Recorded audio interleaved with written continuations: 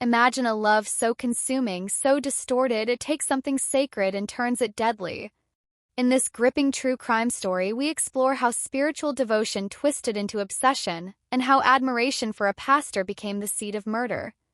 This is the chilling case of Maria Rodriguez and Pastor David Miller, a haunting reminder of what happens when love loses all boundaries. In a quiet, God-fearing town, Pastor David Miller stood as a spiritual rock, beloved, respected, and deeply trusted. His sermons were inspiring, his demeanor humble, and his presence magnetic.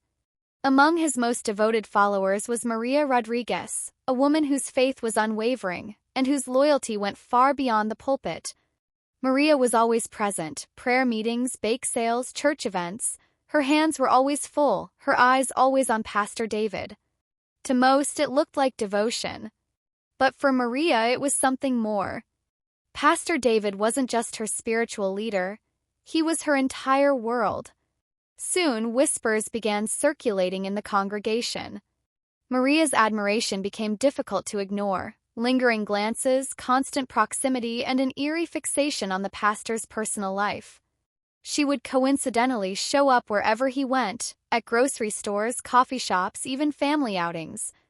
Late-night texts, emotional voice notes, and obsessive messages piled up on Pastor David's phone. First, he assumed Maria was just seeking counsel. But the tone shifted. She began asking personal questions, showing knowledge about his whereabouts that no one outside his family should know. What started as spiritual dependence was now something far darker. Disturbed but reluctant to hurt her feelings, Pastor David tried to set boundaries. He reminded her gently of his role as her pastor, and of his commitment to his wife and family. But Maria didn't hear no, she heard rejection. And rejection to her was fuel for obsession. Then came the night everything changed. Maria, convinced Pastor David was hiding something, followed him after church. He'd mentioned a private meeting. Curious and suspicious, she trailed him to a cozy, tucked-away restaurant and watched in stunned silence as he embraced a woman who was not his wife.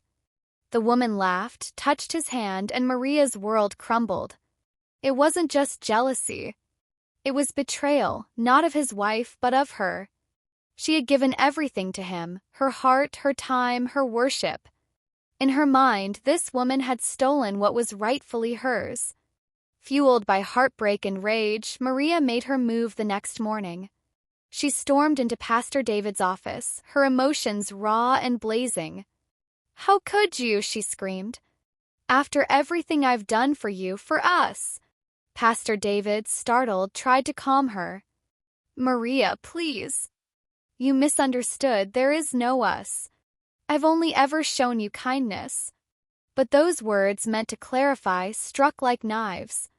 They weren't just rejection, they shattered her illusion completely. Her love had been a lie, her sacrifice unreciprocated, and something inside her snapped.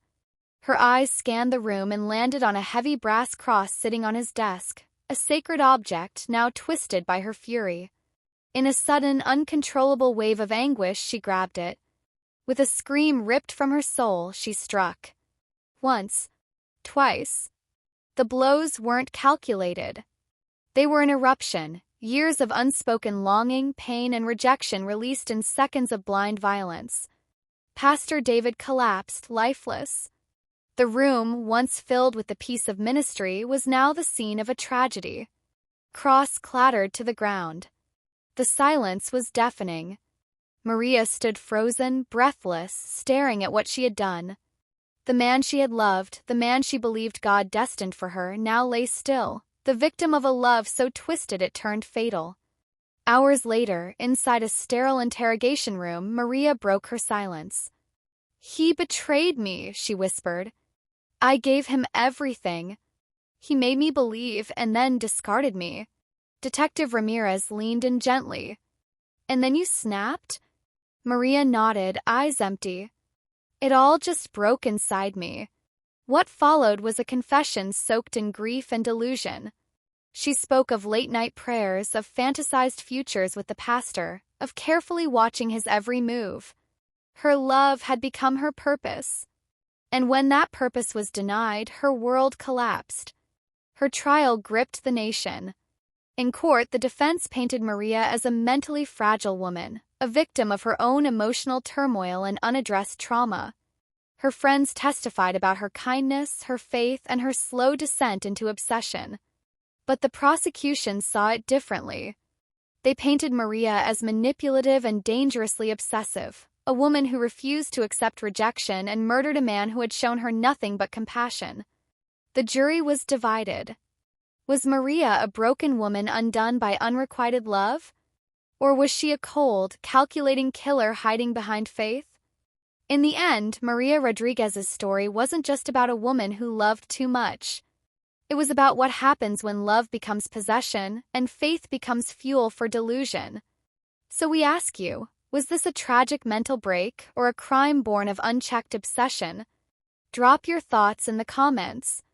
And if stories like this keep you captivated, where love, loyalty, and madness collide, hit that subscribe button and turn on notifications. Heartstrings and Handcuffs will be back with more true crime tales of passion, betrayal, and the darkest corners of the human heart.